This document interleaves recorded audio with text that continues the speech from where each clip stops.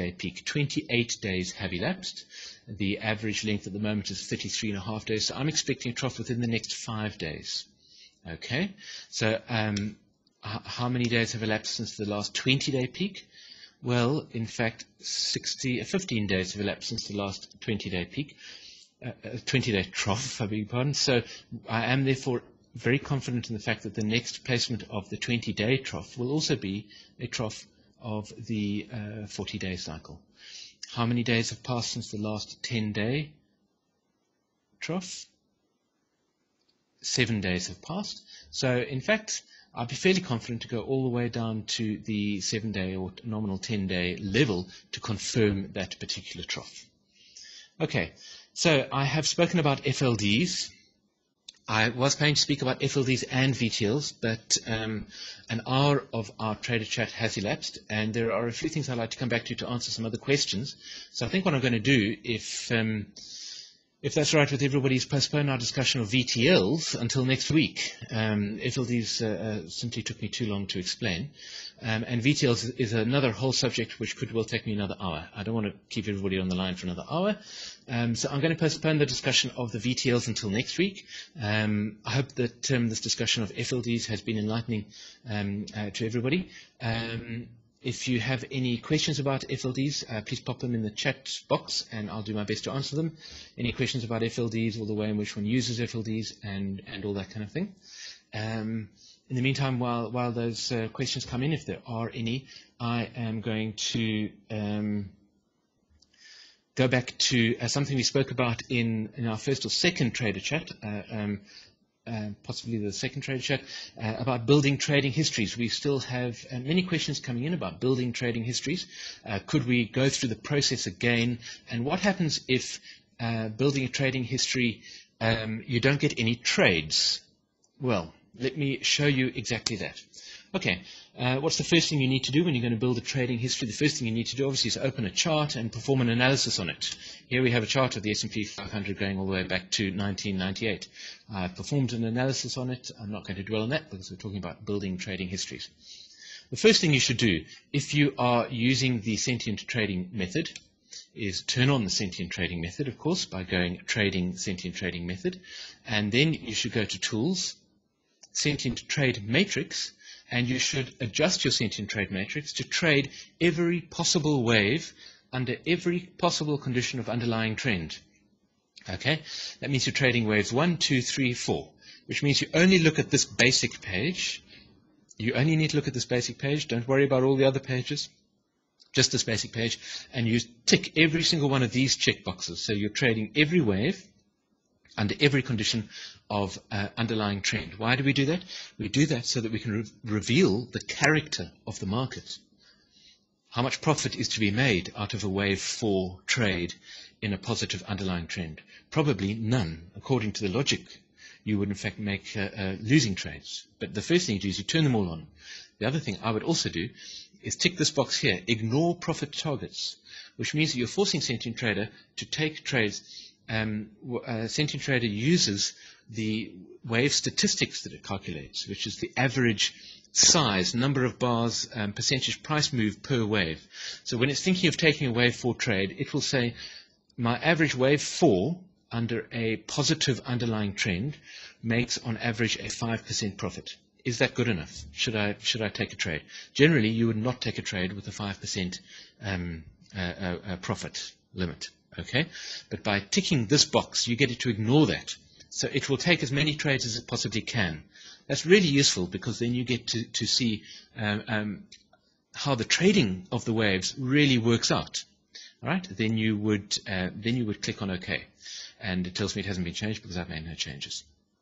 All right, so the first thing you do is you set up a full trading matrix and you tell it to ignore profit targets. All right. I'm actually, just so that I can demonstrate something to you, I'm going to turn the Sentient Trading Method off. Then you go Trading, Build Trade History. All right, would you like to clear the trading journal? Yes, because a trading journal gets very big and you end up with 20 or 30 megabyte files. We don't want that. So you clear the trading journal. Build the trading history starting from a particular bar. Leave that to Sentient Trader. It's worked out where it can do this from properly, so I would leave it with that.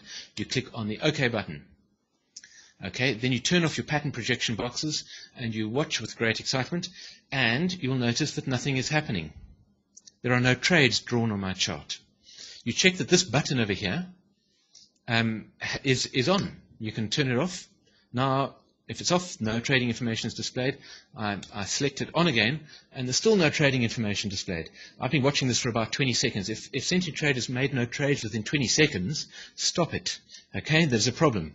You click on this green button over here, Stop Trade Building Loop after this bar. Click on that button, and the trade building loop stops. Now, why did nothing happen? What you need to do is make sure that in Tools Options, on the General tab, that you are storing the full commentary to the trade journal. See this setting here, store full commentary to trade journal. If you had that off, then you just need to do that again. There's no need to sit and watch a building trading history process for an hour and a half. You need to watch it for 20 or 30 seconds. If it hasn't made trades in 20 or 30 seconds, there's something wrong. Okay, so we are storing the full commentary to the trade journal. That makes your trade journal very big, but it enables you to get into a lot of detail in terms of what Sentient Trader is doing. We then go to Tools, Trade Journal, View Trade Journal. Sentient Trader then displays the trade journal. And I've generally scrolled down to the bottom because the bottom is the most interesting part of this. And here you can read all about the trading decisions that Sentient Trader is making. And you will pretty quickly see what the problem is. Here it has found a trade with a profit potential of 8.6, which is not considered a valid potential trade. Okay, here's the next bar. A potential long trade with a profit potential of 18.6%, which is not considered a valid trade. Here's another one. Potential long trade with a profit potential of 11.2%, which is not considered a valid potential trade. Therefore, no trade will be made. Why is Sentient Trader not trading? It's trading because the profit potential of the trades is too low, 11.2%. How can we change that? Very simple. We say, okay, we go Tools, Trade Settings, click on Advanced, Minimum Profit Potential to Trade. If I tell it to trade a minimum profit potential of 10%, which is not advisable, but if I do that, I'm lowering the minimum profit potential to trade. So now, surely, it should trade. Let's do this again. We say no to that message. How do you restart a building trading history process? Very simple. You go to Trading, Build Trade History, clear your trade journal, click OK, and you restart it. Okay. Now we're watching it again. We've got trading turned on. Okay. And it is still not making any trades. I can tell you there is something wrong. Okay, we're trading the 40-day cycle, and we've now watched a full 40-day cycle that's come into play there. It's not doing any trading. Let's stop it again. Now let's see what the problem is. We go again, Tools, Trade Journal, View Trade Journal. We have a look at this. Let's scroll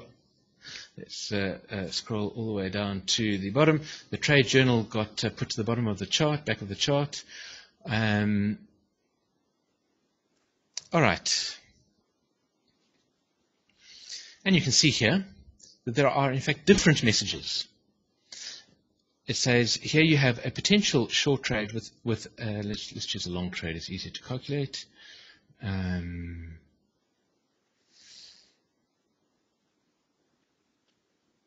Where's a long trade? Let me scroll up and find a long trade. It's all short trades.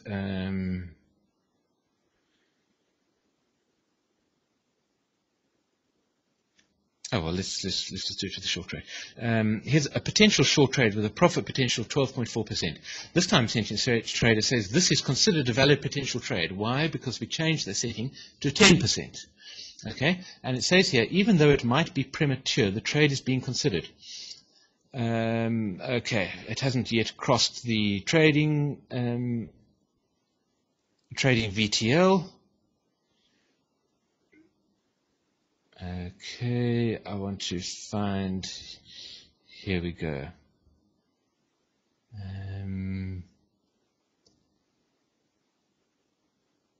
What I'm trying to get to is find it where it has not taken the trade because of insufficient funds. Let's just scan this.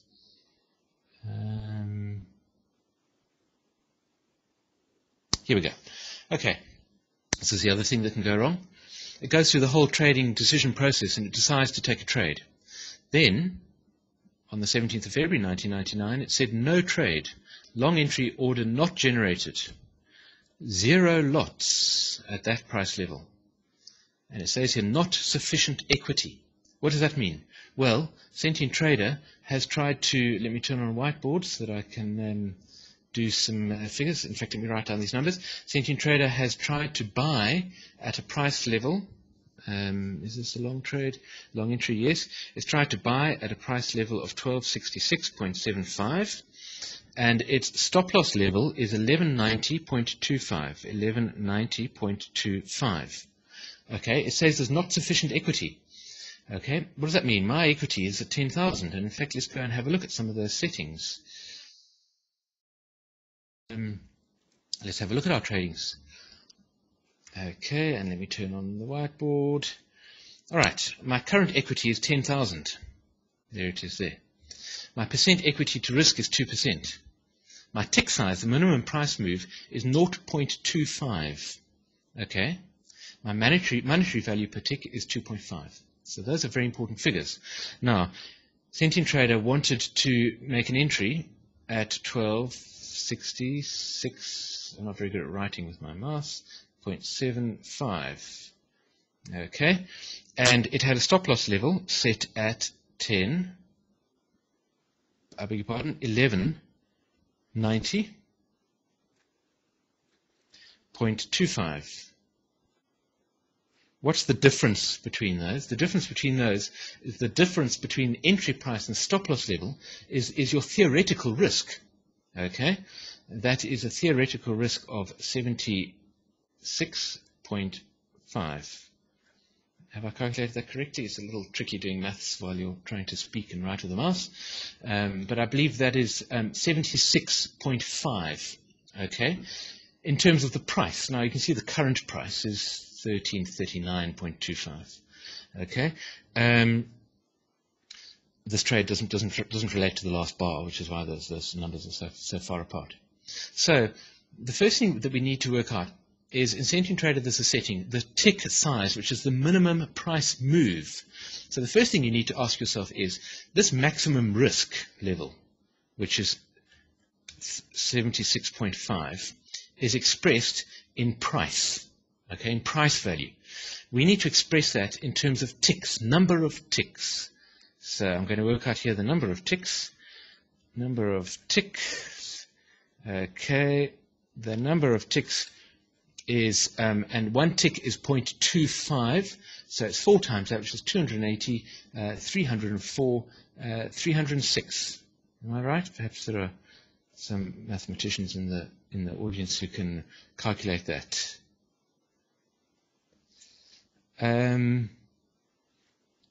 Okay, I've got a suggestion that's 176. I don't think it is. I don't think my maths has deteriorated that badly. That figure is actually 1190, not 1090. Okay, that's 1190. So the number of ticks is 306. Does everybody understand that? The risk level in terms of the prices that we're talking about, okay, those are the prices we're talking about. That's 1300 and that's 1339. In terms of price, the risk is 76.5. Okay, but now one tick